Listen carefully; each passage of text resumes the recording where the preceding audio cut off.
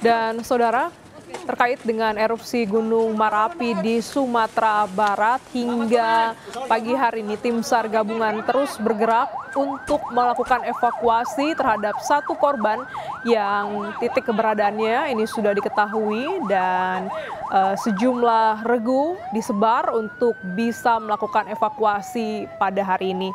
Menurut keterangan Kasih Operasi SAR Padang, bahwa cuaca dan juga bagaimana aktivitas Gunung Merapi ini masih menjadi kendala karena hingga saat ini masih terjadi letusan. Lebih lengkap terkait dengan erupsi Gunung Merapi, kita akan bahas bersama ahli mitigasi bencana geologi, Bapak Surono. Selamat pagi, Pak Surono. Selamat pagi, Mbak Glani. Selamat pagi para Kejadian erupsi Gunung Merapi ini seharusnya menjadi pembelajaran penting karena begitu banyak korban dari erupsi ini. Sebelumnya PVMBG ini menyebut, Pak, Gunung Merapi termasuk salah satu gunung api yang sulit diprediksi gejala letusannya meski sudah dilengkapi peralatan pemantauan gunung yang relatif lengkap. Sebenarnya apa yang membuat Merapi bisa seperti ini? Kalau saya beli judul wawancara kita ini adalah pelanggaran aturan yang pasti membuat celaka, selamat kebetulan. Ya, begini, tidak hanya Merapi yang sulit diprediksi. Kalau prediksi kapan meletusnya, tanggal berapa, jam berapa itu memang sulit. Bahkan tidak mungkin bisa dengan ilmu pengetahuan apapun, gitu kan. Tetapi dari pemantauan gunung api itu, seperti kita melihat mendung, bahwa itu adalah tanda-tanda mau hujan. Bahwa terjadi hujan bisa terjadi, tidak juga bisa terjadi, tetapi begitu mendung kita memberi warning, bawalah payung kalau keluar, ya kan? Itu yang terjadi. Jadi Merapi ini sudah status waspada. Kalau nggak salah saya teken itu tahun 2010 ke sini lah. 2015 saya tinggalkan kantor itu masih statusnya waspada dan sampai sekarang statusnya waspada. Dan dalam status waspada itu boleh naik, tapi jangan masuk dalam radius 3 km. Kalau itu tidak ada warning itu, ya status normal, waspada, siaga, awas. Itu bukan untuk meramalkan atau memprediksi kapan letusan gunung api akan terjadi dan berapa intensitas letusannya, bukan untuk itu. Tetapi untuk mengetahui ada suatu tingkat ancaman dan risiko bencananya dan cara mengantisipasinya. Risiko bencananya adalah atau ancaman bahayanya adalah Merapi itu sering meletus. Kapan saja, dari dulu, sekarang, dan yang akan datang akan meletus terus. Nah, cara antisipasinya ya jangan masuk dalam radius 3 km. Di luar itu ya aman-aman saja gitu loh. Di kaki itu aman-aman, kaki Merapi aman-aman saja. Pertanyaan apakah harus diungsikan masyarakat di sekitar Merapi? Ya tidak perlu, wong materialnya hanya jatuh dalam radius 3 km maksimum gitu. 3 km adalah tawaran Merapi dalam kondisi worst scenario gitu, Mbak Glenis. Ya kan, yang diterjemahkan tawar maunya Merapi itu seperti ini. Diterjemahkan secara ilmiah, ini loh radiusnya, bahayanya seperti ini. Boleh naik, tapi jangan masuk radius 3 km gitu loh. Kalau masuk di sana, artinya kan melanggar aturan tuh. Ya selamat tidak ditanggung. Selamat itu kebetulan, celaka itu adalah bisa suatu kepastian. Ya kan? Salah kita semua kalau melanggar suatu aturan yang sudah disepakati, apalagi aturan alam, itu tidak bisa kita dilanggar. Aturan itu untuk ditepati kok, bukan untuk dilanggar, dan aturan itu bukan untuk mempersulit, tetapi untuk mempermudah dan untuk hidup harmoni aturan itu. Entah itu sesama manusia atau manusia dengan alamnya. Gitu, Mbak Glenis. Oke, jadi memang sebenarnya untuk status dari Gunung Merapi ini sudah lama, kurang lebih 2011 dengan status waspada. Cukup lama, tidak ada pembaharuan, mungkin itu juga membuat akhirnya masyarakat seolah abai, Pak, untuk akhirnya melakukan pendakian, dan kemarin ini beberapa hari lalu terjadi erupsi dan akhirnya memakan korban. Lantas bagaimana cara terbaik untuk memberikan pemahaman, peringatan kepada para pendaki ataupun juga warga sekitar? Mbak Glenis, pertama harus kita catat bahwa bencana terjadi pada saat kita lengah. atau kita tidak ngakur antara rasio kita dengan hati kita. Antara keinginan itu memaksa rasio kita itu tertimpa gitu loh. Sehingga apa yang terjadi adalah kecelakaan. Rasio kita adalah melihat ada aturan. Ya kan? Hati kita adalah keinginan, walaupun itu sudah tahu bahwa itu melanggar. Aturan apapun, alam maupun negara ini, kalau dilanggar, itu ibarat menebar angin. Badai yang akan kita tunai gitu loh. Apa yang harus kita lakukan? Warning itu sebetulnya ada di setiap Pemda. Ada laporan mingguan dan sebagainya yang dari pos pengamatan bulanan. Di situ ada, kalau ada ancaman, seorang ahli untuk mengatakan bagaimana mengantisipasinya. Ancamannya adalah setiap saat letusan yang kapan saja bisa terjadi. Oleh karena itu, boleh masuk, boleh naik, tapi jangan masuk radius 3 kilo loh.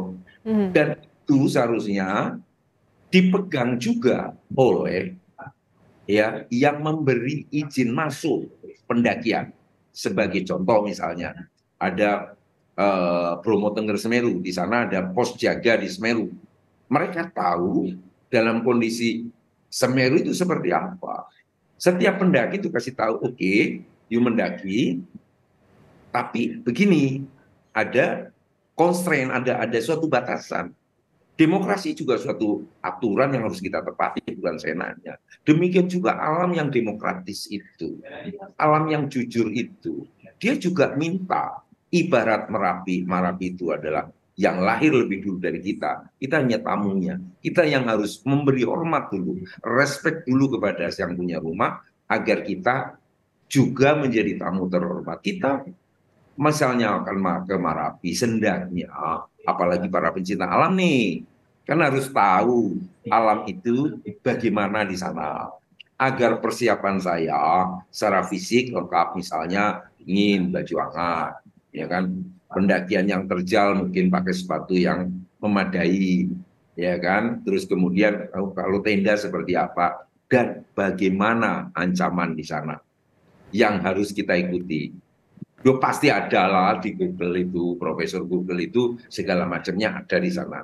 Kalau Mbak Glenis itu mau ke luar negeri misalnya ke daerah mana, oh ini cuacanya seperti apa? Oh dingin, ya nggak mungkin saya pakai baju tipis. Saya pakai bawa jaket, bawa sal untuk menutup leher dan sebagainya. Persiapan fisik ada, tapi tidak lengkap andaikan tidak ada persiapan ini dan itu. Ya kan, hati. Bahwa ini bukan jalan-jalan biasa naik gunung itu. Ya kan? Jalan-jalan yang tidak seperti sore-sore, ya kan, begadang di mall. Dia harus punya persyaratan dan dia harus mengikuti aturan alam. Gitu loh. Itu yang paling penting gitu kan. Jangan mengalahkan keinginan dengan rasio gitu.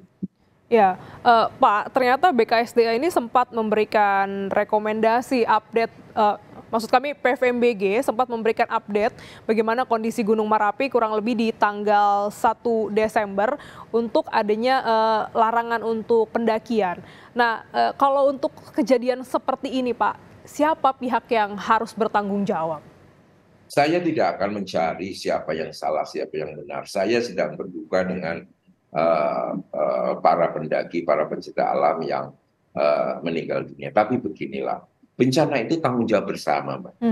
Ahli vulkanologi itu memberikan rekomendasi, ya kan, aturan yang harus dilakukan, ya kan. Nah, yang punya masyarakat itu pemerintah daerah, Mbak. Dengan pengelola wisata itu yang bersinggung langsung dengan subjeknya. Subjeknya apa sih bencana? Itu masyarakat dan apa yang dimiliki oleh masyarakat tersebut. Dan dia bertanggung jawab tentang itu. Ahlinya bertanggung jawab kepada bagaimana status gunung api. Ya kan? Saya dulu sebagai PNS, saya dibayar negara dari uang rakyat. Saya bertanggung jawab pada rakyat. Pada rakyat yang menggaji saya. Saya beri mereka rekomendasi yang sebaik-baiknya. Ya kan? Kalau misalnya ya kan teman-teman di vulkanologi tidak misalnya tidak memperbolehkan naik atau larangan naik, ya diikuti apa sih, ya kan. Kalau misalnya radiusnya 3 km, itu memang dulu saya ingat saya teken itu tidak boleh masuk 3 km. Saya tidak tahu yang para korban ini berada di radius berapa mereka. Kalau di luar radius 3 kilometer seharusnya tidak terjadi gitu loh. Hmm. Seharusnya gitu kan. Ya kan? Itu yang terjadi. Dan bisa terjadi Marapi itu terjadi awan panas. Awan panas itu bisa 800 derajat Celcius, Mbak. Misalnya kita tidak langsung kena awan panas itu, hanya dia lewat tidak jauh dari kita, itu uap panasnya itu bisa lebih dari 200 derajat, 100 derajat. Itu air mendidih, Mbak. Lebih dari itu bisa terjadi tubuh kita tiba-tiba kering, yang dimana tubuh kita adalah 2/3 air. Ya tidak selamat kita. Oleh karena itu, risiko terburuk dari Marapi saat itu kita kurung, janganlah masuk radius 3 kilometer. Kalau memang sekarang adik-adik saya di vulkanologi sampai memberikan larangan, ya sudah memang harus dituruti. Mau tidak mau. Lu kita cuma tamu. Tamunya Marapi, tamunya alam secara keseluruhan. Ya kita harus taat kepada tamu yang akan menerima kita. Kita harus hormat kepada punya rumah kalau kita ingin menjadi tamu yang terhormat. Kan ada saya datang di rumah Mbak Glanis diterima dengan baik, kan saya tidak bisa saya nanya masuk kamar pribadi Mbak Glanis, bahkan saya mau ke toilet aja minta izin gitu. Yeah. Ada batasannya itu. Jangan memaksakan kehendak kita terhadap kehendak alam. Ya kan? Oke. Aturan itu untuk dipatuhi, bukan untuk dirancang untuk dilanggar. Ya kan? Kalau kita memaksakan kehendak kita kepada kehendak alam, ya kan? Celaka sudah pasti, selamat kebetulan. Kalau kita melanggar aturan apapun, aturan alam, aturan negara, kita sedang menunai angin, badailah yang akan kita, menyebar angin, badailah yang akan kita tunai nanti. Jadi mohon, aturan itu untuk ditepati dan dihormati, bukan untuk dilanggar. Tidak terhormat kok melanggar aturan itu. Ya. Apalagi untuk kepentingan sendiri atau kelompok itu nggak baik lah itu kan. Pak Surono, ini kita tahu bahwa aktivitas mendaki gunung ini banyak disukai oleh masyarakat begitu ya, anak muda, kegiatan kampus begitu banyak mengajak atau terjadi atau dilakukan untuk pendakian gunung. Kalau berdasarkan pos pemantauan kan kalau aktivitas Gunung Merapi kita bisa memantau melalui sebuah alat Pak ya, seismograf bagaimana aktivitas erupsi ataupun letusan gempa yang dihasilkan. Tapi kalau untuk seorang pendaki yang awam, apakah sebenarnya kita bisa melihat, menandai bahwa ada sesuatu yang terjadi dengan alam, dengan gunung yang kita daki, sehingga itu menjadi warning untuk kita lebih baik kita turun dan lain-lainnya. Jadi pengetahuan tentang alam ini bagaimana, Pak? Tidak semua bisa kita awam itu ya, yang bisa memantau, ya kan, bisa mengikuti. Memang dulu saya mudahkan, bisa saya ganti frekuensinya. Orang tidak bisa masuk frekuensi itu. Tetapi daerah-daerah tertentu seperti Merapi di Jawa Tengah, DIY, kemudian Semeru yang banyak aktivitas mengambil pasir, itu monitor kita itu bisa mereka dengarkan melalui walkie-talkie atau handy-talkie. Manakala ada letusan, karena banyak orang cari rumput di daerah bahaya, orang nyari pasir di daerah bahaya, itu mereka bisa cepat-cepat menyingkir. Tetapi tidak semuanya. Tidak semuanya. Dan kita juga khawatir kalau bisa dipantau dengan handy-talkie, mereka bisa ganggu juga. Kalau yang tidak dewasa gitu kan. Mereka ganggu, kita yang akan menjadi masalah gitu loh. Kan? Untuk Merapi, untuk Semeru, masyarakat sudah tahu kita sediakan itu dan mereka secara dewasa tidak mengganggu. Tetapi kalau tidak tahu, rekomendasi itu ada di pemerintah daerah. Rekomendasi ada di pengelola wisata, ya kan? Yang setiap saat masyarakat bisa melihat. Tetapi ya kan kita punya gunung api yang terbanyak di dunia 127. Seharusnya kita menjadi center of excellence.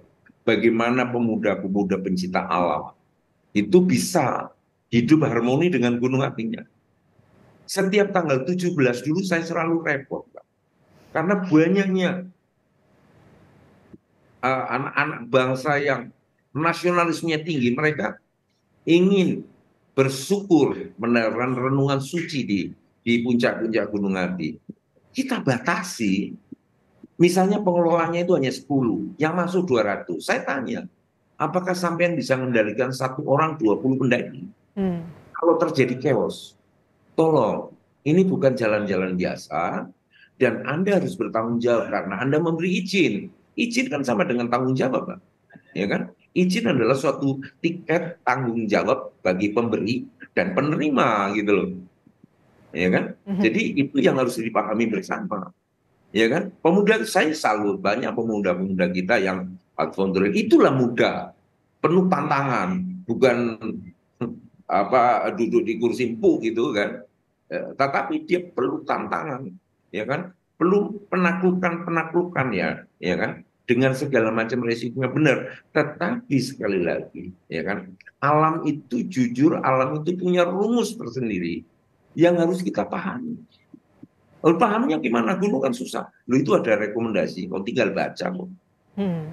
Pak ya mudah gitu. Nggak usah gempanya berapa, Oke. deformasinya berapa milimeter, arahnya kemana, letusannya. Wis toh, dalam. Kalau nggak boleh masuk radius 3 kilometer ya sudah. Seperti saya, nggak datang tempat saya. Ya masuk kamar saya nggak boleh lah.